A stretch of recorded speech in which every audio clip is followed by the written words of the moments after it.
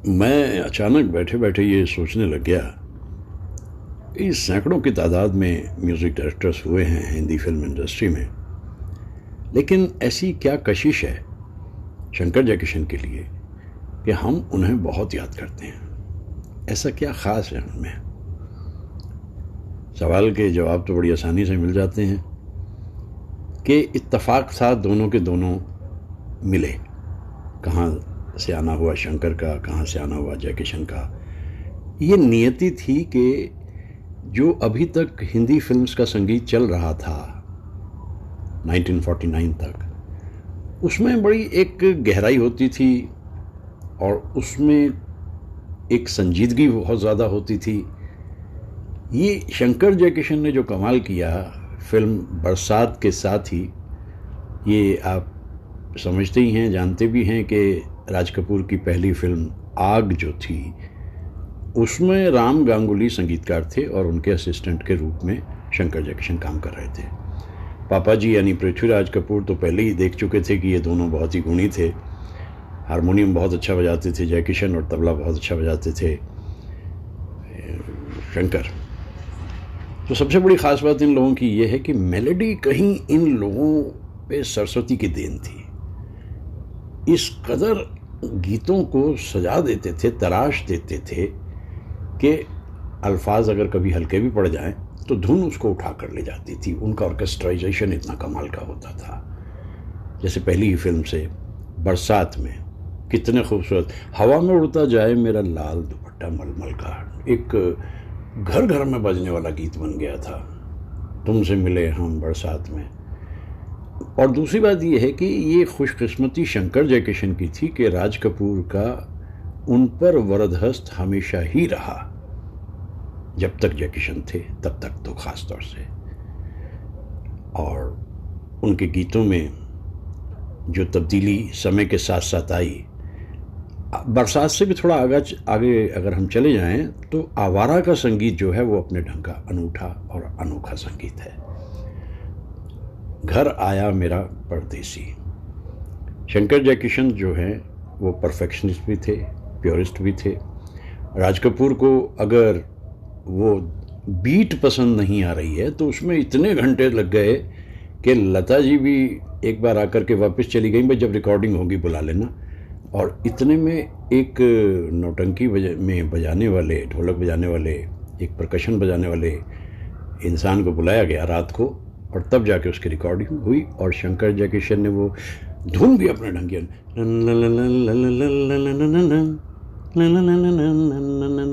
इस पे जो बीट उस नौजवान ने दी आकर के, राज कपूर ने कहा बस this is what I wanted. तो ये परफेक्शन है। दूसरी बात इन लोगों के साथ सबसे अच्छी ये थी कि इन्होंने फिल्मों में 9, 10, 11, 12 गाने देने का एक रवायत शुरू की। और आपको ताज्जुब होगा कि वो गीत ऐसे कमाल के बनते थे कि उसमें कहीं भी किसी जगह कोई एक गीत भी किसी से कम नहीं होता था। अगर आप बरसात के बाद आवारा के गीतों को देखें, यहाँ तक कि 1953 की फिल्म आह जो है, आह में सारे गीत कमाल के हैं, फिल्म नहीं चल पाई। राजा की आएगी बारात, मैं आज भी ये सोचता हूँ कि छोटे छोटे नन्हे नन्हे बच्चों के रूप में ये गीत जब बजते हुए कहीं सुनाई देते थे, हम इंस्टिंक्टिवली इनसे जुड़ जाते थे। तो इनके संगीत की ख़ास बात यही थी कि जो माधुर्य जीवन का है वो भी मेलोडी उसमें आती थी। और में देखिए ना कि छोड़ गए बालम मुझे हाय अकेला छोड़ गए, तो वो जो इनकी सिग्नेचर ट्यून है, वो जो ब्लू डेन्यूब से इन्होंने ली थी, वो इसके बीच में भी बजा दी, इस गाने के बीच में। क्योंकि जब एक आदमी किसी चीज़ से, एक इंसान किसी चीज़ से इम्प्रेस होता है, मुतासर होता है, तो फिर वो उसके दिमाग पे छाई रहती है। और राज कपूर के दिमाग पे ये धुन हमेशा छाई रहती थी। और हर जाते पल के साथ वो मैच्योर होते चले जा रहे हैं। उनकी खुशकिस्मती ये है कि गोवा से आए हुए 2 कमाल के संगीतकार इनके असिस्टेंट हो गए, दत्ताराम जी और सेबेस्टियन साहब। दत्ताराम जी परकशन देखते थे और सेबेस्टियन ऑर्केस्ट्राइजेशन करते थे। ऐसे सधे हुए इंस्ट्रूमेंट सुनने को मिलते हैं। अब आप वो देखिए फिल्म जो श्री 420 है, उसका संगीत कितना अनोखा और अनूठा है, कितना अलग सा जाता है वो संगीत। और उसी में जब एक गीत बना रहे थे वो, प्यार हुआ इकरार हुआ है, प्यार से फिर क्यों डरता है दिल। तो इसमें एक जगह बात आती है कि रातें दसों दिशाओं से कहेंगी अपनी कहानियाँ। शंकर जी ने शैलेंद्र जी से पूछा कि भाई ये 10 दिशाएं, ये कहाँ 10 दिशाएं होती है भाई, 4 दिशाएं सुनते चले आए हैं हम तो, हमें जब भी हमने सुना 4 दिशाएं की बात है। शंकर जी मुस्कुरा रहे थे सुन के कि इसका जवाब क्या देते हैं शैलेंद्र जी। शैलेंद्र जी ने बड़ी गंभीरता से कहा, देखो 4 दिशाएं, और 4 दिशाओं के बीच में और 4 दिशाएं, 8 हो गई। तो शंकर जी ने कहा बाकी 2, एक ऊपर की तरफ आसमान की तरफ इशारा किया, दूसरा ज़मीन की तरफ, 10 दिशाएं हो गई ना। शंकर जी एकदम इस बात को समझ गए कि ये इंसान जो सामने बैठे हुए हैं शैलेंद्र जी, ये तो एक साहित्यकार हैं, और मेरा ख्याल है कि शैलेंद्र जी से बड़ा गीतकार भी कौन है। एक बहुत ही तवील गुफ्तगू करने का मौका मुझे मिला था, लगभग 70 मिनट की गुलजार साहब से। तो 29 सितंबर 2004 का दिन था वो। मैंने उनसे पूछा कि आपके हिसाब से सबसे बड़े गीतकार आप किसे मानते, तो उन्होंने कहा शैलेंद्र जी से बड़ा गीतकार कोई नहीं है। तो दरअसल शैलेंद्र सतह से उगे हुए गीतकार है, और शंकर जी ने अपने काम को बड़े अच्छे ढंग से समझा है। और जयकिशन जो थे वो दरअसल रोमांस के किंग ऑफ रोमांस माने जा सकते हैं। और नतीजा क्या निकलता है कि कोई भी फिल्म आती है वो तो अद्भुत। अब चोरी चोरी के गाने देखिए, चोरी चोरी में तो इन लोगों ने कमाल ही कर दिया था। और ये वो दौर था जब मुकेश साहब 53, 54, 55, 56 के ज़माने में अपने अलग अलग तजुर्बे कर रहे थे मुकेश साहब। तो मुकेश साहब के इन तजुर्बों में वो एक्टिंग भी कर रहे थे, वो म्यूज़िक डायरेक्टर भी हो रहे थे, और वो प्रोड्यूसर भी हो रहे थे। राज कपूर ने पाला बदला और मन्ना दा को ले लिया। अब मन्ना दा जब चोरी चोरी के गाने गा रहे थे, जो ऑलरेडी वो गा चुके थे श्री 420 में, लेकिन श्री 420 तो राज कपूर की फिल्म थी, और ये जो चोरी चोरी थी ये दूसरे प्रोड्यूसर की थी। प्रोड्यूसर भाई यहाँ तो बात बनती नहीं। और जब मन्ना दा का जादू चला, ये रात भीगी भीगी ये मस्त फिजाएं, और देखिए किस तरीके से राज कपूर पे उनकी आवाज़ सूट कर गई, और मेलोडी प्रोटेक्टेड। बस उसमें वो जैसे होता ना कि कॉमिक रिलीफ देने के लिए कुछ गाने रखने पड़ते थे उस ज़माने में। ये एक गुलदस्ता है, चोरी चोरी फिल्म के जो गीत हैं ये एक गुलदस्ता है। लेकिन इसमें 2 मज़ाहिया गीत उन्होंने दिए जो बहुत ही हल्के लेवल पे थे, वो एक समय के साथ कॉम्प्रोमाइज़ करना पड़ता है। मुझे बड़ी खुशी होती थी कि अपने मित्र एक्टर कमलजीत के आशियाने पे लोनावाला में हम बरसातों में हमेशा बैठते थे, और वहाँ producer director lake Tandon ji का आमद होती थी, और वो उससे घंटों बैठ के लेक टंडन जी से हमारी बातें होती थी। तो उनसे मैं शंकर जयकिशन के बारे में सवाल पूछा करता था। मेरी ये जिज्ञासा, छोटे शहर से जैसे हम आते हैं ना, मैं तो प्रोफेसर था, कॉलेज में पढ़ाता था, लेकिन छोटे शहर से हम आते थे, बैठते थे, मैं सोचता था बस इनको छोड़ो मत, जो इनसे पूछना है पूछते चले जाओ। और मैंने एक बार उनसे पूछ ही लिया। मैंने कहा कि भाई आप शंकर जयकिशन साहब के इतने क्लोज, लेक टंडन जी, मुझे सिर्फ ये बताइए कि ये गीत जो बना इतने बरसों बाद भी, आपकी पहली ही फिल्म का गीत था ये, आवाज़ दे के हमें तुम बुलाओ, ये गीत कैसे बनाया आपने, ये कितनी मेलोडी, इतने बरसों बाद भी। तो वो जो थे पंजाबी में बोलते थे, लेकिन मैं आपको हिंदी में बताता हूँ। उन्होंने कहा कि अरे भाई इस गीत पे तो बड़ी दिक्कत हो गई थी, परेशानी हो गई थी, क्योंकि ये गीत इस तरीके से है कि इसमें मुखड़ा है, और मुखड़े के बाद अंतरा है, और वो गा रही हैं लता मंगेशकर। अब वो सुन रहे हैं बैठे हुए शम्मी कपूर ने लेक टंडन जी से कहा, भाई ये क्या बात करी आपने, मैं कहाँ हूँ फिर इस गीत में।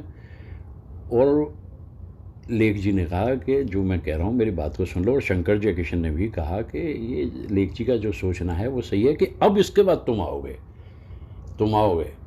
और ये बात राज कपूर तक भी पहुंची कि भाई यहाँ एक कन्फ्यूजन हो गया। राज कपूर ने कहा शम्मी कपूर से, जो कह रहे हैं लेक टंडन, समझ लो, बात को मान लो।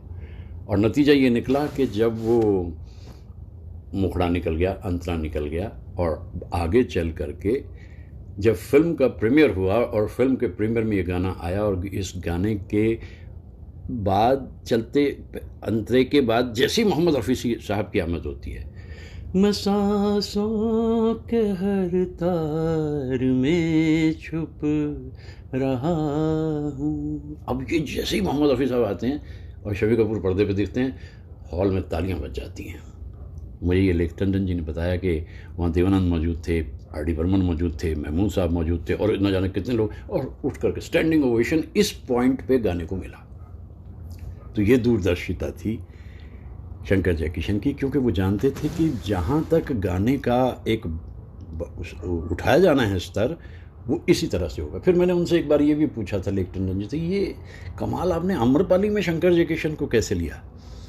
शंकर जयकिशन को आम्रपाली एक, आपके हिसाब से देखो, पीरियड फिल्म है और उसमें संगीत के लिए आप कैसे ये तजुर्बा कर पाए? कहते भाई देखो सीधी सी बात है, शंकर तो क्लासिकली इतने साउंड थे और मुझे बहुत सारे लोगों ने सलाह दी कि वो संगीतकार बहुत अच्छा है, वो क्लासिकली साउंड है। तो मैंने कहा ना भाई, शंकर जयकिशन ही रहेंगे, क्योंकि शंकर जयकिशन की दोस्ती लेख टंडन जी से इतनी गहरी थी कि जब पहली फिल्म प्रोफेसर के लिए बात चली तो प्रोड्यूसर ने कहा लेख जी से, डायरेक्टर से, कि यार ये बहुत महंगे हैं, कैसे लूँगा इनको? और जब लेख टंडन ने शंकर जयकिशन से पूछा भाई क्या लोगे, उन्होंने कहा भाई लेख मित्र हो हमारे, जो कहोगे वो ले लेंगे, जितने पैसे चाहोगे, हमें कोई इसमें कोई आपसे भाव तोल नहीं करना। ऐसे भी इंसान थे वो। तो इस तरह से जब मैं देखता हूँ इन कलाकारों को, ये अद्भुत हैं। तो उन्होंने बताया कि गाना जो है जाओ रे जोगी तुम जाओ, शैलेंद्र जी की गहराई है इसमें, लेकिन इसमें जो ऑर्केस्ट्राइजेशन है वो देखिए, और ख़ास तौर से विरह वेदने का आज तक का सबसे मधुर गीत जो बने होंगे उसमें, तुम्हें याद करते करते, उन्हें कोई फ़र्क नहीं पड़ता था शंकर जयकिशन को कि वो फिल्म क्या है, वो हलाकू है तब भी फ़र्क नहीं पड़ता, वो यहूदी है, यहूदी में मुकेश साहब के एक गाने ने बाकी गानों को थोड़ा दबा दिया, वरना आप देखिए लता जी के गाए हुए जो गीत हैं यहूदी में, वो कितने कमाल हैं। मेरी जान दिल में प्यार का तूफान आते जाते, इतने खूबसूरत गीत हैं वो, लेकिन कभी कभी ये गीत ज़्यादा आगे निकल जाता है। तो शंकर जयकिशन के संगीत में रस है, और उनका ऑर्केस्ट्राइजेशन, ये तजुर्बा उन्हीं का था कि 40 से 50 जो वायलिन हैं वो उनके गीत में चलती थी। अब वो देख लीजिए उस गीत की रिकॉर्डिंग किस तरीके से हुई होगी। अब लौट चलें, 36 घंटे की रिकॉर्डिंग, रिहर्सल, और उस रिहर्सल के बाद में लता जी को ये छूट कि जो आलाप आपने जिस तरीके से आखिर में लेना है गाने ख़त्म करते हुए लीजिए, और ऐसा आलाप भी कब किसी ने लिया, आप लौट चलें। दरअसल सिद्ध पुरुष थे, ज्ञानी थे, ध्यानी थे, और संगीत को समझते थे, और ऐसी जोड़ी मिल गई दोनों की आपस में कि 12 सितंबर 1971 को जब जयकिशन जी रुखसत हो गए, तो दरअसल जहाँ दिल टूटा राज कपूर का, शैलेंद्र और हसरत का, शंकर तो ये समझ बैठे कि यहाँ से आगे की ज़िंदगी बड़ी मुश्किल है। 1987 तक दुनिया में रहे वो, 26 अप्रैल तक शंकर, लेकिन इस बीच के संगीत में वो रस नहीं था जो रस हमें शंकर जयकिशन जब दोनों इकट्ठे काम करते। लगभग 125 के करीब फिल्में उनकी इकट्ठी हुई हैं, और मेरा ख्याल है टोटल फिल्म्स जो आती हैं वो 187 के करीब हैं, यानी आखिर की 62 फिल्म का जो संगीत है वो शंकर जी का संगीत है। अब ऐसे ऐसे किस्से कहानियाँ फिल्म इंडस्ट्री के, और इन लोगों को याद इसलिए भी किया जाता है, जैसे संगम में इनका एक तकरार हो गई थी लता जी से, चूँकि मैं क्या करूँ राम बूढ़ा मिल गया, ये नहीं गाना चाहती थी लता जी का। उसके बाद लता जी की अलहदगी हो गई राज कपूर से भी, शंकर जयकिशन से भी, लेकिन आगे चलकर फिर वापसी हो गई। और मेरा नाम जोकर के संगीत के बीच में सबसे बड़ी दिक्कत यही रही कि उसमें लता जी नहीं है। मैं जहाँ तक समझता हूँ कि फिल्म इंडस्ट्री का एक पूरा कोना संभाले हुए लता मंगेशकर, और उनकी रुखसती भी बहुत दुखदाई है। तो मेरा नाम जोकर का संगीत शंकर जयकिशन की बाकी फिल्मों के मामले में थोड़ा हल्का माना जाता है। एक जाने कहाँ गए वो दिन, जीना यहाँ मरना यहाँ, इसके बाकी गाने जो हैं वो थोड़ा कोशिश कर रहे थे आगे आने की।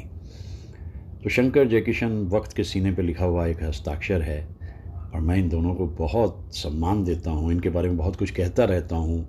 यहाँ बेंगलोर में हमारे दोस्तों के बीच जब हम बैठते हैं, घरों में महफिलें जमती हैं, वहाँ हम इन दोनों का जिक्र करते हैं। आज फिर सुबह सुबह याद आ गए शंकर जयकिशन।